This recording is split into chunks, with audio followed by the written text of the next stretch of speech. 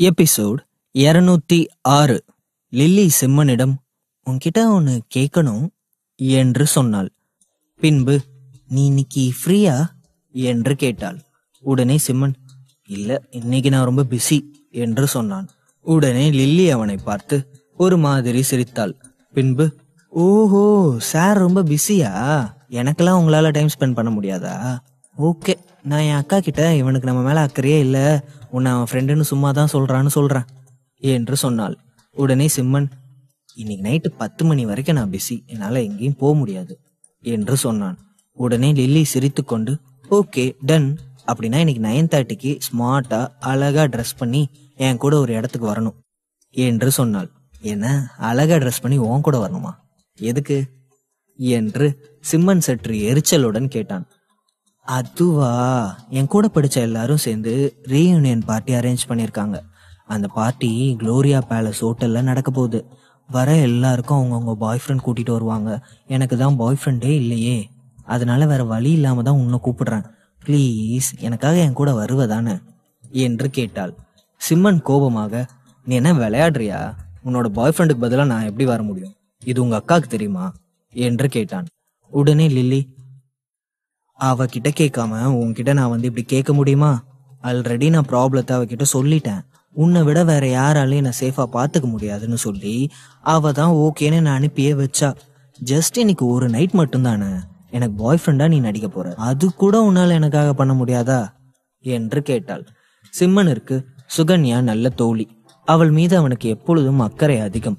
எப்பொழுதுமே lily சுகன்யாவுக்கு tension கொடுப்பதால் அவளது டென்ஷனை கொஞ்சமாவது குறைக்க வேண்டும் என்று நினைத்தவன் லில்லி சொல்லும் சில சில்லியான விஷயங்களுக்கும் வேறு வழி இல்லாமல் தலையாட்டி வைத்தான்.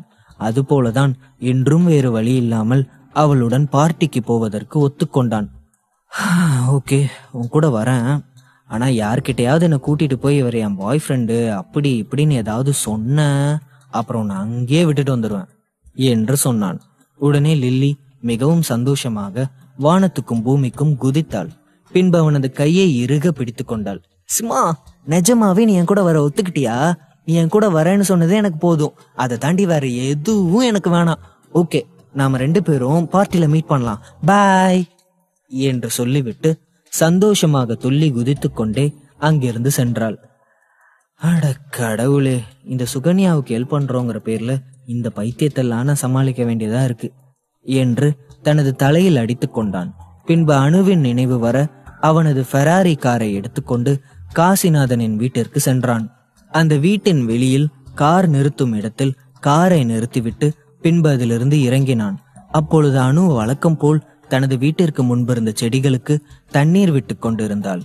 அவள் தண்ணீர் விடுவதை பார்த்ததும் சிம்மன் சிரித்தான். பின்பு இந்த அணு பேசாம ஒரு நர்சரி கார்டன் ஓபன் பண்ணிடலாம், எதுக்காக தான் டாக்டருக்கு படிச்சானே தெரியல என்று சொல்லிக்கொண்டே அவள் அருகில் சென்றான்.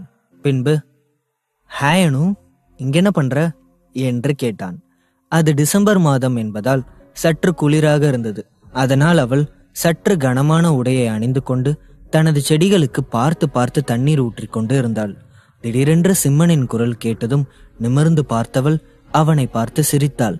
பின்பு என்ன பிஸி டாக்டர், இந்த பக்கம் வந்திருக்கீங்க என்று கேட்டாள். உடனே சிம்மனும் அதே தான் நானும் கேட்குறேன், இந்த பிஸி டாக்டர் ஹாஸ்பிட்டல் போகாம வீட்டில் என்ன பண்றீங்க என்று சிரித்து கொண்டே கேட்டான். உடனே அணு தனது கையில் வைத்திருந்த அந்த தண்ணீர் வாளியை கீழே வைத்துவிட்டு தனது கையில் மாட்டியிருந்த கிளவுஸை கலட்டி கொண்டே அவன் அருகில் வந்தாள். பின்பு இது குளிர்காலம் இல்லையா, அதனால நிறைய பேருக்கு கோல்டு பிடிச்சி ஹாஸ்பிட்டலுக்கு ட்ரீட்மெண்ட்காக வராங்க. எனக்கு நிறைய பேஷண்ட்டை பார்த்து ஒரு மாதிரி டயர்ட் ஆயிடுச்சு, அதான் இன்னைக்கு ஒரு நாள் லீவ் போட்டுட்டு வீட்டில் இருக்கேன். சரி சொல்லு, நீ எங்க இந்த பக்கம் என்று கேட்டாள். அணுவின் அருகில் வந்த சிம்மன் அவள் கையை பிடித்து கிளவுஸை கலட்டுவதற்காக உதவினான். பின்பு ரெஸ்ட் எடுக்கிறதுக்காக தான் வீட்டில் இருக்கேன்னு சொல்ற, அப்புறம் எதுக்கு திரும்பவும் இப்படி வேலை பார்த்துட்டு இருக்க, தூங்கி ரெஸ்ட் எடுக்க வேண்டியதானே என்று சொன்னான். அதை கேட்டவள் சிம்மனை பார்த்து சிரித்தாள். பின்பு எனக்கு ரெஸ்ட் வேணுங்கிறத விட கொஞ்சம் ரிலாக்ஸேஷன் வேணும், இந்த பூச்செடிகள் பூத்து குலுங்கிறத பார்த்தா கொஞ்சம் நான் ரிலீஃபா ஃபீல் பண்ணுவேன், அதனாலதான் இதை பண்ணிட்டு இருந்தேன் என்று சொன்னாள். உடனே சிம்மன் நீ இப்படி தனியா சிங்கிளா சுத்துறது மட்டும் ஜாக்குக்கு தெரிஞ்சா இந்நேரம் பறந்து வந்துருவான், அவனுக்கு இந்த விஷயம் தெரியாதுன்னு நினைக்கிறேன், நான் வேணா ஜாக்குக்கு கால் பண்ணவா என்று கேட்டுவிட்டு அவளை பார்த்து ஒரு மார்க்கமாக சிரித்தான். சிம்மன் அப்படி சிரிப்பதை பார்த்த அனு அவனை பார்த்து முறைத்து கொண்டு சொன்னாள், ஏன் உனக்கு நான் நல்லா இருக்கிறது பிடிக்கலையா? என்னை பத்தி அக்கறைப்பட்டதெல்லாம் போதும், உன்னோட ஹாஸ்பிட்டல் வேலையெல்லாம் என்னாச்சு, எப்ப ரீஓபன் பண்ற என்று கேட்டாள். ஆல்மோஸ்ட் எல்லாம் முடிஞ்சிருச்சு, சீக்கிரமே ரீஓபன் பண்ணணும். ஆனா ஹாஸ்பிட்டலுக்கு இன்னும் நிறைய டாக்டர் தேவைப்படுறாங்க. நீயும் டாக்டர் தானே, பேசாம என் கூட வேலை பார்க்க வந்துடலாம் தானே என்று சிம்மன் கேட்டான். உடனே அனு, அதெல்லாம் நமக்கு செட் ஆகாதுப்பா, நான் எங்க ஒர்க் பண்றேனோ அங்கேயே பண்ணிக்கிறேன். உனக்கு நிஜமாவே ஆள் தேவைப்பட்டாங்கன்னா நான் வேணா ஒருத்தரை சஜஸ்ட் பண்றேன். ஆனா அவரை சம்மதிக்க வைக்கிறது ரொம்ப கஷ்டம். ஒருவேளை அவர் சம்மதிச்சாருன்னா அவர் நிஜமாவே உனக்கு ரொம்ப யூஸ்ஃபுல்லா இருப்பாரு.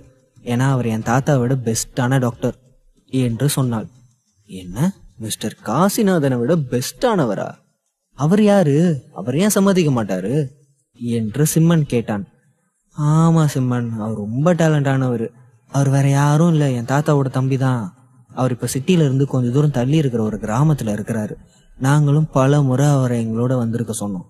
ஆனா அவர் தான் இங்க வரமாட்டேன்னு அந்த கிராமத்துல தனியா வாழ்ந்துட்டு இருக்காரு என்று சொன்னாள்.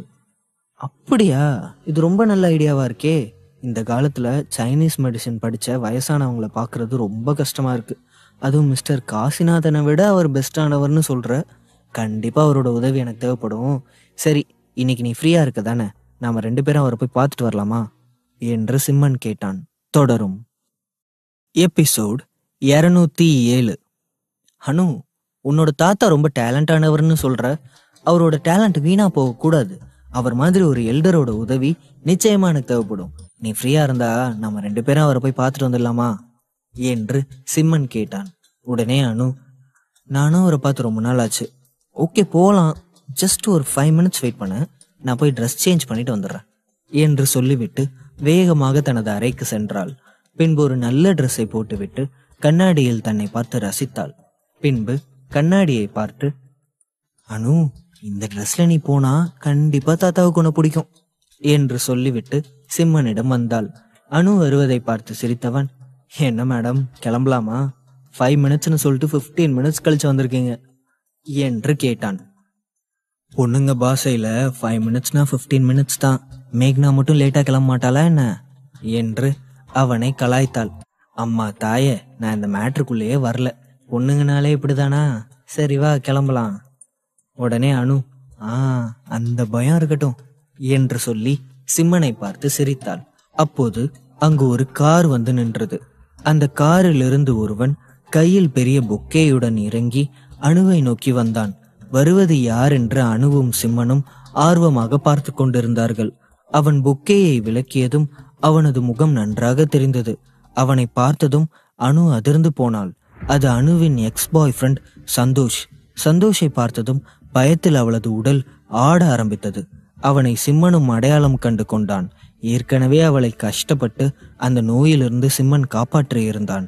திரும்பவும் சந்தோஷை பார்த்ததும் அனு மறுபடியும் பாதிக்கப்பட்டு விடுவாளோ என்று பயந்தவன் அவனை பார்த்து முறைத்தான். பின்பு, நீ எதுக்கு இங்க வந்த என்று கேட்டான். உடனே சந்தோஷ் முறைத்து கொண்டு, நான் என்னோட கேர்ள் ஃப்ரெண்டை பார்க்க வந்தேன், உனக்கு என்ன பிரச்சனை என்று கேட்டவன் அனு முன்பு அந்த பொக்கையை நீட்டினான். அனு ப்ளீஸ், தயவு செஞ்சு என்ன நம்பு. நான் பண்ண எல்லாமே தப்பு தான். நான் உனக்கு பெரிய துரோகம் பண்ணிட்டேன். ஆனா நீ இல்லாம என்னால வாழ முடியாது. ப்ளீஸ் அனு, என்னோட காதலை ஏத்துக்கோ. நம்ம 2 பேரும் ரீஸ்டார்ட் பண்ணிக்கலாம் என்று சொன்னான். அவ்வளவு நேரம் பயத்தில் இருந்தவள் சிம்மனின் கைகளை இறுக பிடித்து கொண்டு தனக்குள் தைரியத்தை வரவழைத்துக் கொண்டு அவனை பார்த்தாள். இந்த மாதிரி கேக்குறதுக்கு உனக்கு வெக்கமா இல்ல? நீ எனக்கு எவ்வளவு பெரிய துரோகம் பண்ணங்கிறத மறந்துட்டியா? உன்னால நான் எவ்வளவு கஷ்டப்பட்டேன்னு உனக்கு தெரியுமா? என் கண்ணு முன்னாலே நீ எத்தனை பேரோட உல்லாசமா இருந்த. அதனால மறக்கவும் முடியாது, மன்னிக்கவும் முடியாது. தயவு செஞ்சு என் மூஞ்சில முழிக்காத, இங்கிருந்து போ என்று கத்தினாள். அவள் அப்படி கத்துவதை பார்த்ததும் ஒரு நிமிடம் சந்தோஷ் அதிர்ந்து போனான். பின்பு, அனு, நீ என் மேல எவ்வளவு கோவப்பட்டாலும் சரி, ஏன் என்னை அடிச்சா கூட நான் உன்னை தப்பா எடுத்துக்க மாட்டேன். ஏன்னா நான் அவ்வளவு மோசமான செயலை செஞ்சிருக்கேன். ஆனா ப்ளீஸ் எனக்கு செகண்ட் சான்ஸ் கொடு. கண்டிப்பா உனக்கு நல்ல பாய் ஃப்ரெண்டா நடந்துப்பேன் என்று சொன்னான். என்ன செகண்ட் சான்ஸா? இதை கேட்கறதுக்கு நிஜமாவே உனக்கு வெக்கமா இல்லையா? உன்னை பார்த்தாலே எனக்கு அருவருப்பா இருக்கு. தயவு செஞ்சு இங்க இருந்து கிளம்பி போ என்றாள். சந்தோஷ் அதை எதையும் காதில் வாங்காமல் திரும்ப திரும்ப அவளுடன் பேசுவதை பார்த்த சிம்மன் சட்டென்று அவளை தன்னுடன் இழுத்து கொண்டு அவளது வயிற்றில் கை வைத்தான். பின்பு, அனு, நீ என்ன பண்ணிட்டு இருக்க? நீ இவ்வளவு ஆஷா பிஹேவ் பண்ணிட்டு இருந்தனா வயிற்றுக்குள்ள இருக்கிற உன்னோட பாப்பா பயந்துடாதா? அப்புறம் ஜாக்குக்கு நான் என்ன பதில் சொல்லுவேன்? வா, நம்ம ஹாஸ்பிட்டல் செக்கப் போகணும் தானே என்று அவளை கூப்பிட்டான். சிம்மன் அப்படி சொன்னதை கேட்டதும் சந்தோஷ் அதிர்ந்து போனான். அவனை விட அதிகமாக ஷாக் ஆகிய அனு சிம்மனை பார்த்தாள். சிம்மனோ அவளை பார்த்து மெதுவாக கண் சிமிட்டினான். உடனே சந்தோஷ், இப்போ நீ என்ன சொன்ன? பேபியா? அனு பிரெக்னண்டா இருக்காளா என்று கேட்டான். அப்பா சாமி, ஒரு வழியா இப்பவாவது உனக்கு புரிஞ்சுச்சா? ஆமா, அவ கன்சீவ் ஆயிட்டா. இப்ப அவளை செக்கப்புக்கு தான் கூட்டிட்டு போயிட்டு இருக்கேன். ஒழுங்கா வழிய விடு என்று சொன்னான். பின்பு அவனை தள்ளிவிட்டு அங்கு நின்று கொண்டிருந்த அவனது காரில் அணுவை ஏற்றிக்கொண்டு அங்கிருந்து கிளம்பினான். கார் சற்று தூரம் சென்றதும் அனு தனது வயிறை பிடித்துக்கொண்டு சத்தமாக சிரித்தாள். அவள் சிரிப்பதை பார்த்ததும் சிம்மனும் அவளுடன் சேர்ந்து சிரித்தான். பின்பு, இவனை மாதிரி வேஸ்ட் ஃபெல்லோ கூட நின்று நம்ம ஃபைட் பண்ணிக்கிட்டு இருந்தா நம்மளோட டைம் தான் வேஸ்ட் ஆகும். இதெல்லாம் நமக்கு தேவையா? இந்நேரம் அவன் குழம்பி செத்துருப்பான் என்று சொல்லி சிரித்தான். இருவரும் அந்த சிட்டியிலிருந்து பல கிலோமீட்டர் தள்ளி இருக்கும் அணுவின் கிராமத்திற்கு வந்து சேர்ந்தார்கள். 2 நாட்களுக்கு முன்பு நல்ல மழை பெய்திருந்ததால் அந்த ரோடு முழுவதும் சேரும் சகதியுமாக இருந்தது. அதற்கு மேல் கார் போக முடியாமல் இருக்க காரை அங்கேயே நிறுத்திவிட்டு இருவரும் நடந்து ஊருக்குள் சென்றார்கள். பின்பு சிம்மன், என்னன்னு இப்படி இருக்கு? நம்மளால உங்க தாத்தாவை கண்டுபிடிச்சிட முடியுமா? நானும் இந்த கிராமத்துக்கு வந்து ரொம்ப வருஷம் ஆச்சு. எனக்கும் அக்யூரேட்டா என்னோட தாத்தா எங்க இருப்பாருன்னு தெரியாது என்று சொன்னாள். என்ன, உங்க தாத்தா எங்க இருப்பாருன்னு தெரியாதா? அடி பாவி, உன்னை நம்பி நான் வந்ததுக்கு இப்படி சொல்ற. நாம இப்ப அவரை எங்கன்னு தேடுறது என்று கேட்டான். உடனே அனு, ஹலோ ஹலோ, ரொம்ப பதறாத. இது ஒன்னும் சிட்டி கிடையாது. நாம அட்ரஸ் தெரியாம முழிக்கிறதுக்கு. இங்க இருக்கிற யாருக்கிட்ட என்னோட தாத்தா பேரை சொன்னாலும் அவங்க ஈஸியா அட்ரஸ் சொல்லிடுவாங்க. வெயிட் பண்ணு என்று சொன்னாள். பின்பு அந்த பாதையில் யாரேனும் வருகிறார்களா என்று பார்த்தாள். அப்பொழுது தனது தலையில் ஒரு பெரிய கூடையுடன் அங்கு ஒரு முதியவர் வந்து கொண்டிருந்தார். அவரை பார்த்ததும் அனு அவர் அருகில் சென்றார். பின்பு, தாத்தா, இங்க விஸ்வநாதன் ஒரு வைத்தியர் இருந்தார்ல, அவர் எங்கன்னு தெரியுமா என்று கேட்டாள். உடனே அந்த வயதானவர் அணுவை உற்று பார்த்தார். பின்பு, யாரு? விஸ்வநாதன் ஐயாவையா கேக்குறீங்க? அதோ தூரத்துல மரம் தெரியுதுல, அந்த மரத்துக்கு பக்கத்துல ஒரு ரோடு போகும். அதுக்குள்ளதான் அவரோட வீடு இருக்கு. அங்கதான் அவரு எல்லாருக்கும் வைத்தியம் பாக்குறாரு. நீங்க யாரு? அவர்கிட்ட வைத்தியம் பாக்குறதுக்கா வந்திருக்கீங்க? ஆனா இப்படி மத்தியான நேரத்துல வந்திருக்கீங்களே, இதுக்கப்புறம் அவர் யாரையும் பார்க்க மாட்டாரே என்று சொன்னார். உடனே அனு, இல்ல தாத்தா, நாங்க அவரை வேற ஒரு விஷயமா பார்க்க வந்திருக்கோம் என்று சொன்னான். அப்படியா, சரி சரி, பார்த்து போங்க. ஒரே சேரும் சகதியுமா இருக்கு. நீங்க வேற ஏதோ பட்டணத்துல இருந்து வந்தவங்க மாதிரி இருக்கீங்க என்று சொல்லிக்கொண்டே அந்த வயதானவர் அங்கிருந்து நடந்து சென்றார். உடனே அனு சிம்மனை பார்த்து சிரித்து கொண்டு சொன்னாள், பாத்தியா அட்ரஸ் எப்படி கண்டுபிடிச்சான்னு? கிராமத்துல உள்ளவங்க தான் என்று சொன்னாள். அதை கேட்ட சிம்மன் அவளை பார்த்து நக்கலாக சிரித்தான். பின்பு, ஆமாமா, இது பெரிய அமெரிக்கா, அட்ரஸ் ஈஸியா கண்டுபிடிச்சிட்ட. மிஞ்சி போனா 2 சந்தும் ஒரு முக்கு ரோடும் தான் இருக்கு. இதுக்கு இவ்வளவு வளப்பறையா என்று கேட்டான். தொடரும். எபிசோட் 208. சிம்மன் அணுவிடம், பெரிய அமெரிக்கால அட்ரஸ் கண்டுபிடிச்ச மாதிரி சொல்ற, 4 குறுக்கு சந்தும் ஒரு முக்கு ரோடும் தானே இந்த ஊர்ல இருக்கு என்று சொன்னான். அதை கேட்டு அவனை விட்டால் கொன்று விடுவது போல் தனது இடுப்பில் கை வைத்து முறைத்தாள். அவள் அப்படி முறைப்பதை சிம்மன் பார்த்தான். பின்பு, ஐயோ முறைக்கிறாளே, அவசரப்பட்டோமோ என்று தனக்குள்ளேயே சொல்லிக் கொண்டான். பின்பு, அனு, இங்க பாரு, வெறும் சேரும் சகதியுமா இருக்கு. உன்னால எப்படி இங்க நடந்து வர முடியும்? உனக்கு ஏதாவது ஒன்று ஆச்சுன்னா அப்புறம் ஜாக்குக்கு யார் பதில் சொல்றது? நான் வேணா அப்படியே உன்னை பின்னால தூக்கிட்டு வரவா என்று கேட்டான். உடனே அனு அவனை பார்த்து மறுபடியும் முறைத்தாள். பின்பு சுற்றி முற்றி எதையோ தேடினாள். அவள் எதையோ தேடுகிறாள் என்பதை சிம்மன் கவனித்தான். பின்பு, ஹே அனு, என்ன தேடுற என்று கேட்டான். இல்ல, இங்க ஏதாவது கல்லு கிடக்கான்னு பாக்குறேன், எடுத்து உன் மண்டையில போட. நீ தானே எப்படி அட்ரஸ் கண்டுபிடிக்கிறதுன்னு கவலைப்பட்ட. உனக்கு ஹெல்ப் பண்ணலான்னு உன் கூட இன்னைக்கு என்னோட லீவை ஸ்பாயில் பண்ணி வந்தா நீ என்னையவே கிண்டல் பண்றியா என்று கேட்டாள். உடனே சிம்மன் அவளது கையை பிடித்து கொண்டு சொன்னான், ஓகே ஓகே, டென்ஷன் ஆகாத, ஏதோ தெரியாம சொல்லிட்டேன் தாயே. நான் என்னோட ஹாஸ்பிட்டலை ரன் பண்றதுக்கு இங்க டாக்டரை தேடி வந்தேன். கடைசியில என்ன ட்ரீட்மெண்ட் பண்றதுக்கு ஒரு டாக்டரை தேட வச்சிடாத, வா போலாம் என்று சொன்னான். உடனே அனு, அந்த பயம் இருக்கட்டும் என்று சொல்லிவிட்டு அவனை பார்த்து சிரித்தாள். சற்று நேரத்தில் அவர்கள் இருவரும் விஸ்வநாதன் இருக்கும் இடத்திற்கு வந்து சேர்ந்தார்கள். அங்கு ஒரு பெரிய வரிசை நின்று கொண்டிருந்தது. அவர்கள் அனைவரும் அந்த டாக்டரிடம் வைத்தியம் பார்க்க வந்திருந்தவர்கள். சிம்மன் அவர்கள் அனைவரையும் தாண்டி போனான்.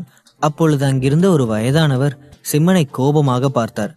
பின்பு, ஏப்பா, நாங்க காலையில இருந்து வரிசையில நின்றுட்டு இருக்கோம், நீ யாருப்பா இப்ப வந்துட்டு வேகமா உள்ள போற என்று கேட்டார். உடனே சிம்மன், ஐயோ தாத்தா, நாங்க ஒன்னும் வைத்தியம் பார்க்கறதுக்காக வரல என்றான். வைத்தியம் பார்க்க வரலனா அப்புறம் எதுக்கு இங்க வந்த? உனக்கு எதுவும் பொண்ணு தரேன்னு சொன்னாங்களா ஹாஹா என்று அந்த தாத்தா சிம்மனை பார்த்து கிண்டலாக கேட்டார். அதை கேட்டதும் அனு வாய்விட்டு சிரிக்க சிம்மன் அவளை பார்த்து முறைத்தான். பின்பு, உனக்கு கிண்டலா இருக்குல்ல, எல்லாம் என் தலையெழுத்து.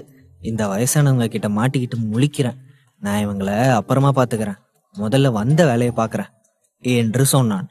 அப்போது அங்கு ஒரு வயதானவர் தனது கண்களில் மாட்டியிருந்த கண்ணாடியை சரி செய்து கொண்டு வெளியில் வந்தார்.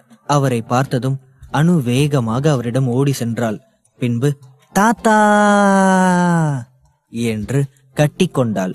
ஒரு முறை அவளை நன்றாக பார்த்தவர், இது யாரு, அனு மாதிரி இருக்கு, அடடே என் பேத்தியேதான், நீ எப்பமா வந்த, நல்லா இருக்கியா என்று கேட்டார். தாத்தா, என்ன உங்களுக்கு அடையாளம் தெரியுதா? நான் உங்களை பார்த்து ரொம்ப வருஷம் ஆச்சு, உங்களுக்கு என்ன அடையாளம் தெரியாதோன்னு நினைச்சேன் என்று சொன்னாள். உடனே விஸ்வநாதன், அது எப்படிமா, என் பேத்தியோட முகத்தை நான் மறந்து போவேன், நீ தான் என் செல்ல பேத்தியாச்சு. நான் எப்பவும் உன்னையும் ஆனந்தையும் நினைச்சிட்டே இருப்பேன். எப்போவாது என்ன பார்க்க வருவீங்கன்னு நானும் ஆசையா இருப்பேன். ஆனா எங்க நீங்க என்ன பார்க்க வரீங்க? அந்த லூசு பையன் இருக்கானே, நீங்க ஆசைப்பட்டாலே என்ன பார்க்கறதுக்கு உங்களை கூட்டிட்டு வர மாட்டான் என்று தனது அண்ணனை திட்டினார். அதை கேட்ட சிம்மன் உடனே, அவர் யார திட்டுறாரு என்று கேட்டான். உடனே அனு ரகசியமாக, வேற யார, என்னோட தாத்தாவை தான். என்னோட தாத்தாவுக்கும் இவருக்கும் பிடிச்சிக்காது. 2 பேரும் எப்ப பார்த்தாலும் சண்டை போட்டுக்கிட்டே இருப்பாங்க. 2 பேரும் சண்டை போடுறத பார்த்தா நமக்கு ரொம்ப ஜாலியா இருக்கும் என்று சிரித்து கொண்டே சொன்னாள். என்ன, சாக போற காலத்துல சண்டையா? இதையும் இந்த பைத்தியம் என்ஜாய் பண்றாளே என்று அனுவை சிம்மன் ஒரு மாதிரி பார்த்தான். அப்பொழுதுதான் விஸ்வநாதனும் சிம்மனை பார்த்தார். பின்பு, இந்த பையன் யாரு, உன்னோட டிரைவரா என்று கேட்டார். விஸ்வநாதன் அப்படி கேட்டதும் அனு வாய்விட்டு சிரித்தாள். பின்பு, என்னை பார்த்தா உனக்கு டிரைவர் மாதிரி இருக்கா என்று அவளை பார்த்து முறைத்து கொண்டு கேட்டான். அப்படிதான் என்னோட தாத்தாவுக்கு தோணுது என்று சொல்லிவிட்டு மறுபடியும் சிம்மனை பார்த்து சிரித்தாள். பின்பு, தாத்தா, இவன் என்னோட கார் டிரைவர் இல்ல, இவன் என்னோட ஃப்ரெண்டு, பேரு சிம்மன் என்று அறிமுகப்படுத்தி வைத்தாள். உடனே சிம்மனும் அவரை பார்த்து சிரித்தான். பின்பு, ஹலோ தாத்தா என்று அவர் முன்பு கையை நீட்டினான். சிம்மனை ஏற இறங்க பார்த்தவர் தலையை மட்டும் ஆட்டினார். அம்மாடி அனு, அந்த பையனை கூட்டிக்கிட்டு வீட்டுக்கு பின்னால இருக்கிற தோட்டத்துக்கு போ, நான் இன்னும் கொஞ்ச நேரத்துல என்னோட வேலையெல்லாம் முடிச்சுட்டு வந்துடுறேன், சரியா என்று சொன்னார். பின்பு அங்கு நின்று கொண்டிருந்த அவரது வேலையாட்களை கூப்பிட்டார். ஏப்பா தம்பி, சந்தையில போய் நல்ல வெடை கோழியா வாங்கிட்டு வா, இன்னைக்கு என் பேத்தி வந்திருக்கா, அவளுக்கு நல்ல சாப்பாடா சமைச்சு போடணும்னு ஆசைப்படுறேன். அந்த லூசு பையன் என் பேத்திக்கு என்ன சாப்பாடு கொடுத்துருக்க போறான் பாரு, எவ்வளவு மெலிஞ்சு போயிருக்கான்னு என்று சொன்னார். உடனே அந்த வேலைக்காரன், சரிங்கய்யா, இப்பவே போயிட்டு வந்துடுறேன் என்று சொல்லிவிட்டு அங்கிருந்து சென்றான். அங்கு ஏற்கனவே நிறைய பேர் வரிசையில் இருப்பதை பார்த்ததும் அனு புரிந்து கொண்டாள். சரி தாத்தா, நாங்க வெயிட் பண்றோம், நீங்க மெதுவா வேலையை முடிச்சுட்டு வாங்க என்று சொல்லிவிட்டு சிம்மனை கூட்டிக் கொண்டு உள்ளே சென்றாள். வீட்டிற்கு பின்னால் இருந்த தோட்டம் மிகவும் அழகாக இருந்தது.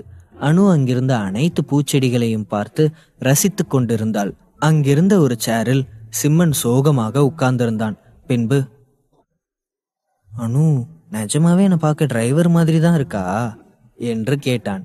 அதை கேட்டவள் பூக்களை பார்த்து ரசித்து கொண்டே சிம்மனை திரும்பி பார்த்தாள். பின்பு, சிம்மா, நீ இன்னும் அதை மறக்கலையா? சும்மா என்னோட தாத்தா விளையாட்டு கேட்டிருப்பாரு என்று சொன்னாள். என்ன விளையாட்டுக்கா? அவரை பார்த்தாலே கொஞ்சம் பயமா இருக்கு என்று சொன்னான். அப்பொழுது அங்கே வந்த விஸ்வநாதன், இருமிக் கொண்டு தனது குரலை சரி செய்தார். பின்பு, யார பார்த்தா பயமா இருக்கு என்று கேட்டார். அவரது குரல் கேட்டதும் சிம்மன் வேகமாக எழுந்து நின்றான். பின்பு, தாத்தா, நாங்க சும்மா வேற ஏதோ பேசிட்டு இருந்தோம் என்று சொன்னான். அப்படியா என்று கேட்டுக்கொண்டே அவனுக்கு எதிரில் இருந்த சேரில் உட்கார்ந்தார். பின்பு, ஆமா, நீ என்ன பண்ணிட்டு இருக்க என்று கேட்டார். உடனே அனு வேகமாக அவர் அருகில் வந்து நின்றாள். தாத்தா, அவனும் டாக்டர் தான், சிட்டில அவனும் ஒரு ஹாஸ்பிட்டல் வச்சிருக்கான் என்று சொன்னாள். உடனே சிம்மன், ஆமா, நானும் சைனீஸ் டாக்டர் தான். ஆனா உங்க அளவுக்கு இல்லை, நீங்க ரொம்ப திறமையானவரா இருக்கீங்க. நான் உள்ள வரும்போதே கவனிச்சேன், உங்களோட ட்ரீட்மெண்ட் எல்லாம் நல்ல எஃபெக்டிவா இருக்கு என்று சொன்னான். ஓ, நீயும் சைனீஸ் மெடிசன் படிச்சியா? இந்த காலத்துல உள்ள பசங்க அதுக்கெல்லாம் ஆசைப்படுறதே கிடையாது. எல்லாரும் இங்கிலீஷ் மெடிசன் பின்னாடி தான் ஓடுறாங்க. நீ சைனீஸ் மெடிசன் தான் படிச்சிருக்கேனா? நீ கத்துக்கிறதுக்கு இன்னும் நிறைய இருக்கும். நீ ஏன் இவளோட தாத்தா அதானே அந்த காசிநாதன் கிட்ட கத்துக்கூடாது? அவன் ரொம்ப திறமையானவன் என்று தனது அண்ணனை முதல் முறையாக பாராட்டினார். தொடரும். எபிசோட் 209. விஸ்வநாதன் தனது அண்ணன் காசிநாதனை பாராட்டுவதை பார்த்ததும் சிம்மன் குழம்பி போனான். கொஞ்ச நேரத்துக்கு முன்னாலதான் அவரை கழுவி கழுவி ஊத்துனாரு, இப்ப அவர் வாயாலேயே அவரை நல்லவர்னு சொல்றாரு. நிஜமாவே அவங்க 2 பேரும் வயசானவங்க தானா? என்னமோ கேஜி படிக்கிற குழந்தை மாதிரில பிஹேவ் பண்ணிட்டு இருக்காரு. அனு சொல்ற மாதிரி 2 பேரும் நேருக்கு நேர் மீட் பண்ணிக்கிட்டா என்டர்டைன்மெண்டா தான் இருக்கும் போல என்று தனக்குள் நினைத்து கொண்டு விஸ்வநாதனை பார்த்தான். அனு ஆர்வமாக விஸ்வநாதனின் அருகில் வந்து சிம்மனை பற்றி சொல்வதை கேட்டதுமே விஸ்வநாதனுக்கு ஏதோ புரிந்து போனது. பின்பு விஸ்வநாதன் அனுவை பார்த்து சிரித்தார். அனு, நீ காரணம் இல்லாம என்ன தேடி வந்திருக்க மாட்ட. எதுக்காக என்ன பார்க்க வந்தேன்னு தெரிஞ்சுக்கலாமா என்று கேட்டார். அவர் அப்படி கேட்டதும் அங்கிருந்த இருவரும் அதிர்ந்து போனார்கள். உடனே சிம்மன் தனது மனதுக்குள், வயசானாலும் அவரோட மூளை இன்னும் ஃப்ரெஷ்ஷா தான் இருக்கு போல, எவ்வளவு ஷார்ப்பா இருக்காரு என்று நினைத்து கொண்டு அனுவை பார்த்தான். உடனே அனு, தாத்தா, சிம்மன் சிட்டில ஒரு ஹாஸ்பிட்டல் நடத்துறான், அதுக்கு இப்போ ஒரு நல்ல டாக்டர் தேவைப்படுறாங்க, அதுக்காக தான் உங்களை தேடி வந்தோம் என்று சொன்னாள். உடனே விஸ்வநாதன், இல்ல, என்னால எங்கேயும் வர முடியாது, என்னோட தொழில ஒன்றும் நான் காசுக்காக பண்ணல என்று சொன்னார். உடனே சிம்மன், என்ன தாத்தா, நீங்க எதுவுமே விசாரிக்காமலே வரமாட்டேன்னு சொல்லிட்டீங்க. நானும் அங்க பணத்துக்காக மட்டும் ட்ரீட்மெண்ட்லாம் பண்ணல. உங்களை மாதிரி ஒரு நல்ல டாக்டரோட உதவி அங்க வாழ்றவங்களுக்கும் கிடைக்கணும்னு தான் நான் ஆசைப்படுறேன் என்று சொன்னான். உடனே விஸ்வநாதன், உங்களை மாதிரி பட்டணத்துல இருக்கிற எல்லாரும் பணத்துக்கு தானே ஆசைப்படுவாங்க, நீங்க என்னைக்கு மனித உயிர்களை பத்தி கவலைப்பட்டிருக்கீங்க என்று சொன்னார். அவர் அப்படி கோபமாக பேசுவதை பார்த்ததும் அனு அவரது அருகில் உட்கார்ந்து அவரது கைகளை பிடித்து கொண்டு, போதும் தாத்தா, இத்தனை நாள் உங்களுக்கு வயசு இருந்துச்சு, நீங்க எங்களோட பேச்சை கேட்காம இங்க தனியா இருந்தீங்க. இப்போ உங்களுக்கு வயசு போயிடுச்சு தாத்தா, இதுக்கப்புறமும் நீங்க இங்க தனியா இருக்க வேணாம், சிட்டிக்கு கிளம்பி வந்துருங்க, நம்ம எல்லாரும் ஒரே வீட்டுல ஒன்னா இருக்கலாம் தாத்தா என்று சொன்னாள். உடனே விஸ்வநாதன், இல்லம்மா, என்ன பாத்துக்கணும்னு எல்லாம் என்னால எங்கேயும் வர முடியாது. நான் பிறந்ததுல இருந்து இந்த கிராமத்துல இருந்தே பழக்கப்பட்டுட்டேன். அதனால என்னோட கடைசி காலமும் இங்கே கழியட்டும், நான் எங்கேயும் வரல என்று சொன்னார். ஒரு நிமிடம் அவர் பேசுவதை அமைதியாக கேட்டுக்கொண்டிருந்த சிம்மன் திடீரென்று அவரை பார்த்து சிரித்தான். பின்பு, சரி அனுவா, நம்ம கிளம்பலாம் என்று சொன்னான். உடனே அனு, சிம்மா, நீ என்ன சொல்ற? நாம இங்க வந்தது தாத்தாவை கூப்பிட தானே, அப்புறம் போலானா என்ன அர்த்தம் என்று கேட்டாள். அனு, நீ நினைக்கிற மாதிரி உன்னோட தாத்தா ஒன்றும் திறமையான டாக்டர் கிடையாது. ஒருவேளை அவர் நல்ல வைத்தியம் பண்றவரா இருந்தா அங்க வர்றதுக்கு பயப்பட மாட்டாரு. அவர் கண்ணில் பயம் தெரியுது. அதனால இவரை மாதிரி ஒரு டாக்டர் எனக்கும் தேவையில்ல, வா போலாம் என்று சொன்னான். சிம்மன் அப்படி சொன்னதும் விஸ்வநாதன் கோபமானார். பின்பு, யூ ராஸ்கல், யார பார்த்து யூஸ்லெஸ்னு சொல்ற? என்னை பத்தி உனக்கு என்ன தெரியும்? உனக்கு எவ்வளவு தைரியம் இருந்தா நீ என்னையவே குறை சொல்லுவ என்று திட்டினார். தாத்தா, சும்மா நடிக்காதீங்க. உண்மையிலேயே நீங்க நல்ல டாக்டரா இருந்தா என் கூட வர்றதுக்கு பயப்பட மாட்டீங்க.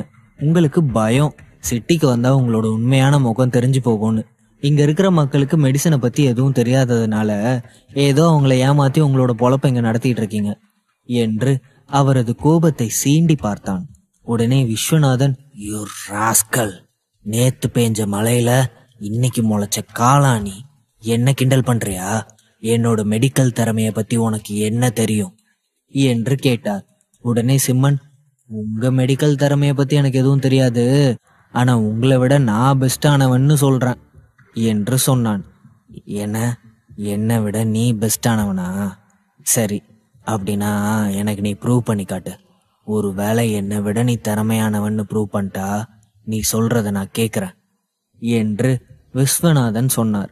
உடனே சிம்மன், ஓகே, நான் அதுக்கு ஒத்துக்கிறேன், இப்ப நான் என்ன பண்ணணும் என்று கேட்டான். உடனே விஸ்வநாதன், அங்க நின்றுட்டு இருக்க பேஷண்ட்ல ஒருத்தரை கூப்பிட்டு அவருக்கு என்ன நோய்னு சொல்லு பார்க்கலாம் என்று சொன்னார். உடனே அந்த நோயாளியும் சிம்மனுக்கு முன்னால் கையை நீட்டினார். சிம்மன் விஸ்வநாதனை பார்த்து சிரித்தான். பின்பு, அவரோட பல்ஸை பார்க்காமலே என்ன நோய்னு நான் சொல்லிடுவேன் என்று சொல்லிவிட்டு அவரை ஒரு முறை நன்றாக உற்று நோக்கினான். உங்களுக்கு அடி வயிற்றுல வலி இருக்கும், நாக்கு சிவப்பா இருக்கும், கண்ணெல்லாம் மஞ்சளா இருக்கும், அடிக்கடி உடலெல்லாம் காய்ச்சலால கொதிக்கும், இந்த சிம்டம்ஸ் எல்லாம் உங்களுக்கு இருக்கா என்று கேட்டான். உடனே அந்த நோயாளியும் ஆமாம் என்பது போல் தலையை ஆட்டினார். உடனே சிம்மன், உங்களோட கல்லீரல் புண்ணா வீக்கமா இருக்கு, அதனாலதான் இப்படி இருக்கு. நான் உங்களுக்கு ஒரு மருந்து எழுதி தரேன், அதை தொடர்ந்து சாப்பிடுங்க, சரியாயிடும் என்று சொன்னான். உடனே அந்த நோயாளி விஸ்வநாதனை பார்த்தார். பின்பு, ஐயா, இந்த சின்ன பையன் சொல்றது உண்மையா என்று கேட்டார். உடனே விஸ்வநாதன் அந்த நோயாளியின் கையை பிடித்து பார்த்துவிட்டு சிம்மனை அதிர்ச்சியாக பார்த்தார். பின்பு, ஆமா, அவன் சொன்னது உண்மைதான், அவன் சொன்ன மெடிசனை ஃபாலோ பண்ணுங்க என்று சொன்னார். உடனே அனு, தாத்தா பாத்தீங்களா சிம்மனோட திறமைய, இப்ப நீங்க சொன்ன மாதிரியே வாங்க சிட்டிக்கு போலாம் என்று கூப்பிட்டாள். உடனே விஸ்வநாதன், இல்ல, ஏதோ ஒரு தடவை அவன் யதார்த்தமா சொன்னது உண்மையாயிருச்சு, அதுக்காக அவன் திறமையானவன்லாம் என்னால நம்ப முடியாது என்று சொன்னார். உடனே சிம்மன் விஸ்வநாதனை பார்த்து சிரித்தான். பின்பு அங்கிருந்த ஒவ்வொருவரையும் பார்த்து அவரது நோயை கரெக்டாக சொல்லி அதற்கான மருந்தையும் சொன்னான். அதையெல்லாம் பார்த்த விஸ்வநாதன் அதிர்ச்சி அடைந்தான். பின்பு, நீ உண்மையிலே என்னை விட திறமசாலின்னு நான் நம்புறேன், ஆனா இந்த சின்ன வயசுல இவ்வளவு திறமை நீ எங்கிருந்து வளர்த்துக்கிட்ட என்று அதிர்ச்சியாக கேட்டார். உடனே சிம்மன், அப்படிலாம் எதுவுமே இல்லை, ஏதோ எனக்கு தெரிஞ்சதை வச்சு நான் சொன்னேன், அவ்வளவுதான். இன்னும் நான் உங்ககிட்ட இருந்து நிறைய கத்துக்க வேண்டியது இருக்கு. சரி, டைம் வேஸ்ட் பண்ணாம வாங்க போலாம் என்று கூப்பிட்டான். இப்பொழுது சிம்மனுக்கு என்ன பதில் சொல்வது என்று தெரியாமல் அவர் முழித்துக் கொண்டு நின்றார். அப்பொழுது ஒரு 40 வயது தக்க ஒருவர் அழுது கொண்டே உள்ளே வந்தார். வைத்தியரையா, வைத்தியரையா, என்னோட அப்பா மயக்கம் போட்டு விழுந்துட்டாரு, வந்து என்னன்னு பாருங்க என்று சொல்லி அழுதார். உடனே விஸ்வநாதன், என்னாச்சு, எப்படி மயக்கம் போட்டு விழுந்தாரு, சரி வாங்க போலாம் வாங்க என்று சொல்லிவிட்டு அவர் பின்னால் சென்றார். அவர்கள் பின்னாலேயே சிம்மனும் சென்றான். அங்கிருந்த ஒரு மரக்கட்டிலில் 80 வயதான ஒரு தாத்தா மரணப்படுக்கையில் இருந்தார். அவருடைய கையை விஸ்வநாதன் பிடித்து பார்த்தார். பின்பு, மன்னிச்சிருங்க, இவரை இதுக்கு மேல காப்பாற்ற முடியாது, ஆல்ரெடி அவரோட உடம்புல உள்ள எல்லா உறுப்புகளும் செயலிழக்க ஆரம்பிச்சிருச்சு, சொந்தக்காரங்க எல்லாருக்கும் சொல்லி அனுப்புங்க என்று சொல்லிவிட்டு சோகமாக அங்கிருந்து நகர்ந்தார். தொடரும். எபிசோட் 210. மரக்கட்டிலில் படுத்திருந்த அந்த வயதானவரின் கையை தொட்டு பார்த்த விஸ்வநாதன், அவருடைய உடம்பில் உள்ள உறுப்புகள் எல்லாம் செயலிழந்து விட்டது, இவரை காப்பாற்ற முடியாது, சொந்தக்காரங்களுக்கு சொல்லி அனுப்புங்க என்றெல்லாம் சொல்லி இருந்தார். அதை கேட்டதும் அவரது குடும்பத்தில் உள்ள அனைவரும் விஸ்வநாதன் முன்பு முட்டி போட்டு அழுதார்கள். பின்பு, வைத்தியரே, தயவு செஞ்சு எங்களோட அப்பாவை காப்பாத்துங்க, அவர் நேத்து வரைக்கும் நல்லா தான் இருந்தாரு, காலையில கூட நல்லா தான் வயலுக்கு நடந்து போனாரு, வயல்ல வேலை பார்த்துட்டு இருந்தவர் தான் திடீர்னு மயங்கி விழுந்துட்டாரு, இப்ப அவர் இறந்துருவாருன்னு சொன்னா என்ன அர்த்தம், தயவு செஞ்சு எங்க அப்பாவை காப்பாத்துங்க என்று அழுதார்கள். அவர்கள் அழுவதை பார்க்கும் பொழுது அங்கிருந்த அனைவருக்கும் கஷ்டமாக இருந்தது. ஆனாலும் இறப்பை யாரால் தடுக்க முடியும் என்று நினைத்து அனைவரும் கண்கள் கலங்க அவர்களை பார்த்து கொண்டிருந்தார்கள். அப்பொழுது அங்கே வந்த சிம்மன் அங்கு மரணப்படுக்கையில் இருந்தவரை நன்றாக உற்று பார்த்தான். பின்பு, அவர் சொல்றது உண்மைதான், இவரோட உறுப்புகள் எல்லாம் செயலிழக்க ஆரம்பிச்சிருச்சு, அதனால இவரை காப்பாத்துறது கஷ்டம், ஆனா இவர் வாழ்க்கையில செஞ்ச நிறைய புண்ணியங்கள் இவரோட தலைக்கு மேல நிக்குது, அது இவரோட உயிரை காப்பாத்தும், இந்த கிராமத்திலேயே இவர் ரொம்ப இரக்கமானவரா இருந்திருக்கணும், உண்மையா என்று கேட்டான். உடனே அங்கிருந்த சில பேர் சிம்மனை ஆச்சரியமாக பார்த்தார்கள். ஆமா தம்பி, நீங்க சொல்றது உண்மைதான். இந்த கிராமத்துல இவரை போல நல்லவரே இல்ல. இவர்கிட்ட யார் உதவி கேட்டாலும் அவர் செய்வார் என்று சொன்னார்கள். அவர் செஞ்ச அந்த உதவிதான் அவரோட உயிரை போக விடாம தடுத்துக்கிட்டு இருக்கு.